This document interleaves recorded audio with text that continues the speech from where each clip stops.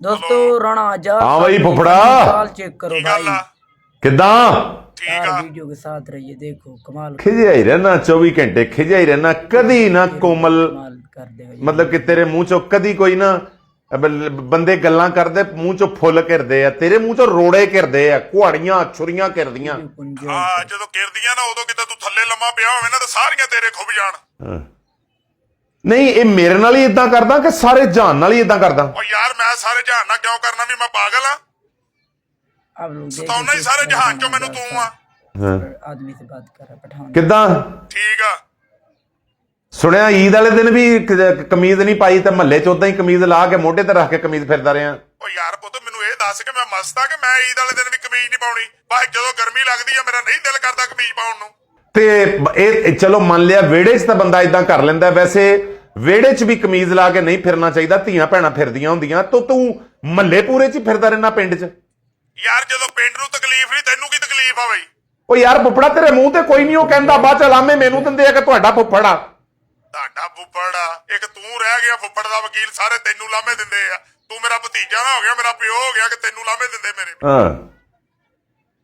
Video को and तक जरूर देखना ਸਾਰੇ भाई, ਪਿੰਡ ਦਾ मजा आएगा। ਠੇਕੇਦਾਰ ਆ ਤੂੰ End ਤੈਨੂੰ में ਲਾਮੇ बहुत ਦਿੰਦੇ मजा ਆ आएगा। ਮੇਰੇ ਯਾਰ ਆਇਆ ਹੀ ਮੇਰਾ ਕਿਹੜਾ ਆ ਗਿਆ ਯਾਰ ਹੁਣ ਜੋਗੀ ਜੋਗੀ ਵੀ ਯਾਰ ਆ ਤੇਰਾ ਕੋਈ ਹਾਂ ਜੋਗੀ ਯਾਰ ਆ ਆਪਣਾ ਸਿੰਧੋਂ ਆਇਆ ਸਿੰਧ ਤੋਂ ਮੀਰਪੁਰ ਖਾਸ ਤੋਂ ਅੱਛਾ ਤੇ ਉਹਨੇ ਫਿਰ ਆਦਰਾ ਕਰਨਾ ਹੁੰਦਾ ਨਾ ਆਪਣਾ ਮਜਮੇ ਮੁਜਮੇ ਜੇ ਮਦਾਰੀ ਕਰਦਾ ਹਾਂ ਸੱਪਾਂ ਸੁੱਪਾਂ ਵਾਲੇ ਅੱਛਾ ਸੱਪ ਵੀ ਰੱਖੇ ਆ ਹਾਂ ਸੱਪ ਤਿੰਨ ਨੇ ਬੱਲੇ ਬੱਲੇ ਬੱਲੇ ਬੱਲੇ ਤੇ ਉਹ ਆਇਆ ਤੇ ਉਹ ਨਾਲ ਉਹਦੇ ਚੇਲਾ ਛੇਲਾ ਹੁੰਦਾ ਉਹਨਾਂ ਨੇ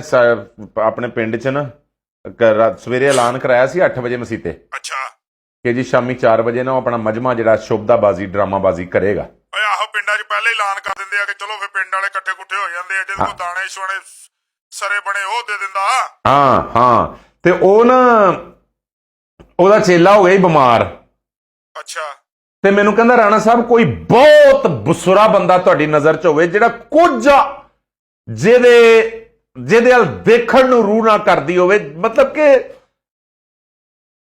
ਬੰਦੇ ਨੂੰ ਦੇਖਦਾ ਹੀ ਬੰਦੇ ਦਾ ਦਿਮਾਗ ਖਰਾਬ ਹੋ ਜਾਵੇ ਮੈਂ ਕਿ ਇਹ ਸਾਰੀਆਂ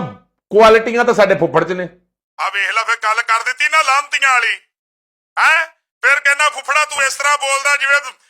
ਮੂੰਹ 'ਚ ਛੁਰੀਆਂ ਕਰਦੀਆਂ ਵੱਟੇ ਕਰਦੇ ਆ ਉਹ ਲਾਂਤੀਆ ਤੂੰ ਗੱਲਾਂ ਹੀ ਇੰਜ ਦੀਆਂ ਕਰਦਾ ਮੇਰੇ ਨਾਲ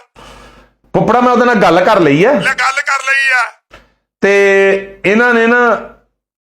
ਬਣਾਉਣ ਵਾਸਤੇ ਨਾ ਤੈਨੂੰ ਮਤਲਬ ਕਿ ਚੇਲਾ ਹੈ ਤੇ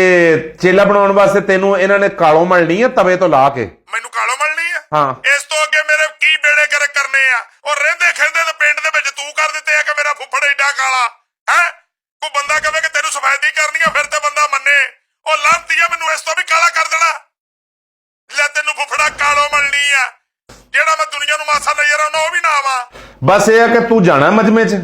ਕਿੰਨੇ ਤੂੰ ਮੈਂ ਕਿ ਲੈ ਜਾਣਾ ਮਜਮੇ 'ਚ ਜੋਗੀਆਂ ਵਾਲਾ ਉਹ ਜਿਹੜਾ ਜੋਗੀਆਂ ਵਾਲਾ ਚੋਲਾ ਜਿਹਾ ਹੁੰਦਾ ਨਾ ਇੱਕ ਖੱਟੇ ਜਿਹੇ ਰੰਗ ਦਾ ਹੈ ਉਹ ਤੈਨੂੰ ਪਾਉਣਾ ਹੈ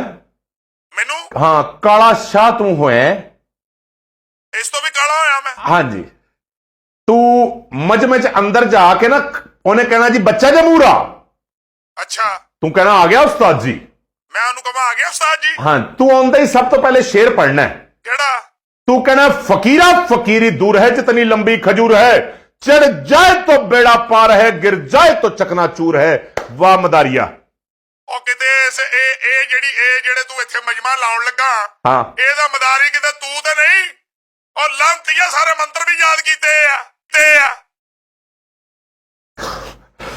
ले फुफड़ा मजमे च खड़े हो के ना ਹੈ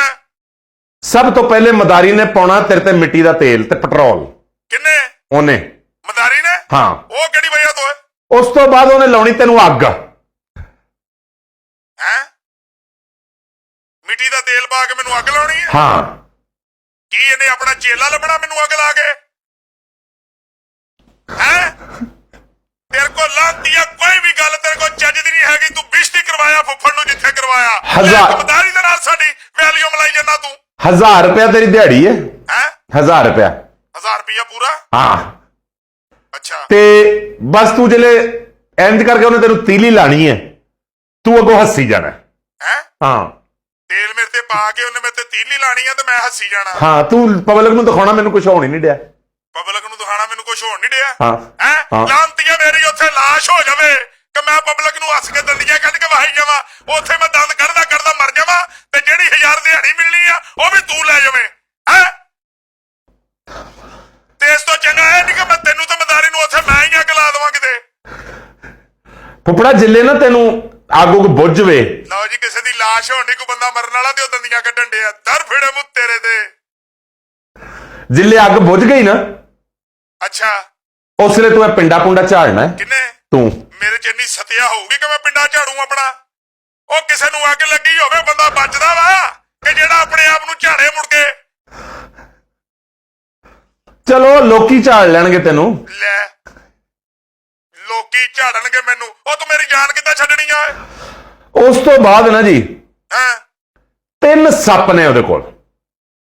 ਆ ਮੈਨੂੰ ਅੱਗ ਲਾਉਣ ਤੋਂ ਬਾਅਦ ਹਾਂਜੀ ਹਾਂਜੀ ਹਾਂਜੀ 3 ਸੱਪ ਵੀ ਆ ਗਏ ਆ। ਹਾਂਜੀ ਅੱਛਾ ਇੱਕ ਹੈਗਾ ਬਲੈਕ ਮੰਬਾ,